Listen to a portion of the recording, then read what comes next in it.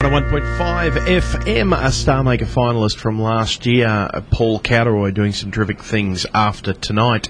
And I'll tell you what, a group of a couple of blokes that are doing terrific things for Australian country music, not just writing, recording, doing all of that, but half of their team is also helping everybody else write, record and do it. And we're speaking to him now. This gentleman is Rob McKay from the Bobkats, and he joins us now. G'day, Rob, how are you? I'm good. How are you going? Mate, fantastic. How is the weather in beautiful Hervey Bay? It's actually been a little bit brisk, but having been born in Melbourne, the definition of brisk in Queensland and brisk in Melbourne are poles apart. So you can actually go swimming in summer up here and not get hypothermia or anything like that? Yeah, it's been a little bit cool in the mornings, but it's just a fantastic time of the year up here, and we're up where the whales play, of course, off Fraser Island. So we've been out watching the whales last weekend in our boat. So it's just a fantastic place to live and a great place to work.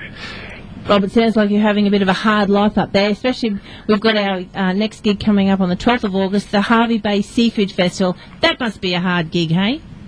Oh, look, I just love those plug-in and plays. You know, there's a big stage there, big PA and various acts, and we're the last on for the day, so it's fantastic. We got our regular drummer Tex coming up from Brisbane, and another buddy of mine that I work with in the publishing and production business who does all our mixing. He's coming up to play a bit of extra guitar for us, so yeah, we're a four-piece band for that day. I'm really looking forward to it. We compared a junior country music festival on the weekend, and in the Anything Goes section, one of the young kids did Stairway to Heaven, and I made a comment that, Robert Plant had come out and recorded a country music album. Everyone ends up in country music. A lot of people mightn't know you're an old rocker from years back too, aren't you? Yeah, an old rock pig from the 70s, and I still get some of those riffs in here and there, but it is surprising you say that Robert Plant's doing some fantastic stuff with Alison Krauss and Buddy Miller and a bunch of those sort of alternate country people and Americana people. Guys like Phil Manning from Chain, I had a chat with him. Had the pleasure of actually playing with him a couple of times, and he said if he had his time again, he'd just go straight to country. So, that's coming from sort of, a guy who's technically one of the better players going around in the country, I guess. It's a big plug for the industry, but how much has technology has helped country music move along? I think it's been marvellous. It's with what we do with this weekend national music, he said, plugging his own business, we're able to do a click session here in Hervey Bay, send that over the wire and have a live bunch of Nashville guys play all the backing tracks, have it back over here and cutting the vocals back in Hervey Bay. That can all sort of happen within 36 hours, the whole turnaround, So it enables, it's just shrunk the world. You don't have to go all over the place seeking these different musicians. You can just ship the session files around to different studios. And providing you've got the right jockey on the right horse, so to speak, you're going to get just a fantastic result. So technology's playing a great part, and it's made it a lot more affordable too. Well, just some people just in recent times that we've caught up with, Luke O'Shea, Llewellyn Witt, Addie Burgess, all things that, and people are raving about the process. Yeah, it's one of the things, it's great to get over, and a lot of people, like Luke's whole album was done about half of it in Australia, about half of it in Nashville, but Luke never left the country.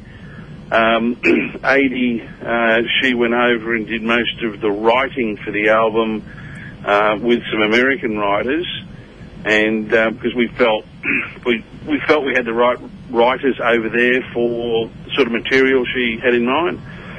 And then she tracked all the vocals here, of course, and probably half the music here and half the music in Nashville. So it's people don't have to go over there and bear the burden and cost of accommodating themselves while they're recording. They can do that here in Hervey Bay. And if you've got the budget to go to Nashville, probably co-writing and sightseeing is probably a better use of the money than sitting in a studio there. Is probably no different to sitting in a studio here, same mics, same equipment, that sort of thing, I mean, it's proven with a lot of the albums that are coming out from those studios. Now, you're talking about money and things at the moment. Now, we know that something dear to your heart at the moment is street swags, and something that we do on our station here is we promote the Australian country music industry and try and get our listeners to get out there and support, the venues that are having, putting on these live acts and supporting by going to their websites and buying the CDs and things like that. Tell us what you're doing here with Street Swags. Well, we ran into Jean Madden, who is, I forget her official title, but she's involved in Street Swags up to the back teeth, and approached us actually at the CMC after party, the Country Music Channel's party at Tamworth, and she's very passionate about the cause, and cornered us and said, look, I think you guys might be able to help us, and went into what they're doing, which is getting a whole bunch of people to put a CD together, and the proceeds of which go towards Street Swags. Street Swag, just what's the best term of putting it? Sort of a robust form of accommodation for the homeless in the form of a swag. It's weatherproof, and it's just going to save lives. It's just a great cause. It's simple, and a simple and easy thing for the homeless to sort of deal with, and we're happy to be playing our part in that.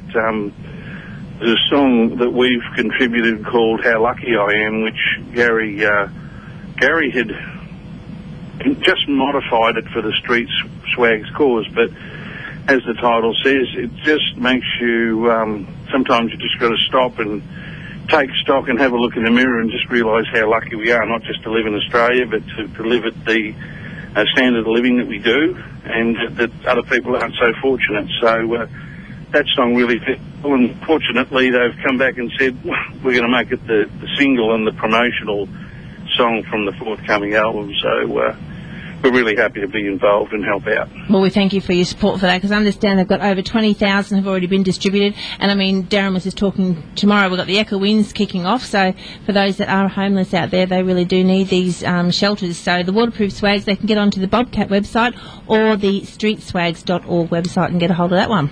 Absolutely. Now, one of our great sponsors here at 101.5 FM, the Rogers, Ian and Jelaine from R&R Hire, they tune in every Thursday night. Now, Ian's a bushie. He's born and bred in the bush, and I reckon that underneath the hat is just a story. I reckon he's got stories like that of underneath the hat. Lines. Mate, there's something about Gary's songwriting, isn't there? And I don't tell me that you wrote this one, Rob. No. But there's something about Gaz's songwriting. He's just he finds the words for just to encapsulate what everyone else. It's just almost a blinding flash of the obvious, isn't it, when you hear it? It is, and Gary writes from the heart, and there's not a lot of writers like Gary, I suppose, in terms of the end product. Victor Hugo once said, music expresses that which cannot be said and on which it is impossible to be silent. And it's, how it's so hard there, Darren, just sort of, trying to find the words to sum up how someone relates to a song. And each person tends to relate to it a different way, and Underneath the Hat is a classic example of that. When Gary played it to me, I've just gone, oh, wow, let's get that on the list for the recording. And we started playing it live. We'd probably been playing that live for 12 months now. And there's people who come up and want to buy it straight away, because it took them on a journey to someone they knew who had a craggy old face under a hat with plenty of lines in the face, and the stories in those lines was where the song took them. And to me, I grew up next door to an asparagus and corn farmer in Gippsland, and I just remembered this guy, Mr. Orr, his extremely suntanned face and neck, and his old hat, and it had bits missing and sweat stains and all the things that Gary mentions in the song. And it seems as though everyone knows somebody like that, and it takes everyone on the journey back to that person and all those memories. So Gaz has a certain way of doing things, and don't fear I'm going to write anything. Like, if it ain't fixed, if it ain't broke, don't fix it. No. I'll just stick to the musical arrangements, I think. Well, I think it's a partnership that's working well, and I must say to people, the Bobcats are certainly one of this group the vocal duo group that you need to get hold of their albums, because they only ever tease us with a couple of 2, 3, maybe 4 singles off an album, but there's absolute gold hidden in there behind on the other tracks. So don't just take what's there. There's always some fantastic stuff that never actually gets released as a single. So a great combination of musician and songwriter come together as the Bobcats. I appreciate you saying that. It's every time we do an album, Gary's got probably 40 songs ready to go, and it's hard work to cull it down to 12. Yeah, but it's a great problem to have. Indeed, it is. And of course, if you're not going to take the trip all out to Harvey Bay, these guys are going to be at the Gympie Muster this year on the 25th and the 26th. So you've got all day. I think it's about 8 o'clock at night on the first night, and then you're not back on until 9 o'clock the next night. What are you going to do in the time between? You got to be good. Well, I'm involved in the talent search with the Pacific International, and there's plenty of good friends to catch up with there as well. You know, we're all out either, in my case, working in the studio or across in Nashville, or you're out working with the Bobcats, and all the artists are the same. So it'd be great. I'm actually doing a bit of moonlighting with 8 Ball Lake, and I'll be playing with him on the Thursday night. This is this rock pig coming back to life. It is. What do we call it? Swamp rock. Swamp rock. Yeah. It's, and that's my little electrical fix. I get to sort of play some kind of daddy cool licks behind it, and it sounds cool. Yeah. Well, there you go. Ross Wilson, also another country music devotee now too, of course. So they all come to country music eventually. It would be an absolute honour if you could introduce this single for us right now. Thanks, Rob. I hope it's ours. Yeah. It's Underneath the Hat. Folks, you're listening to 101.5 to you. I hope I got that right. And this is the lucky number 13 for us, Underneath the Hat. Hope you enjoy it.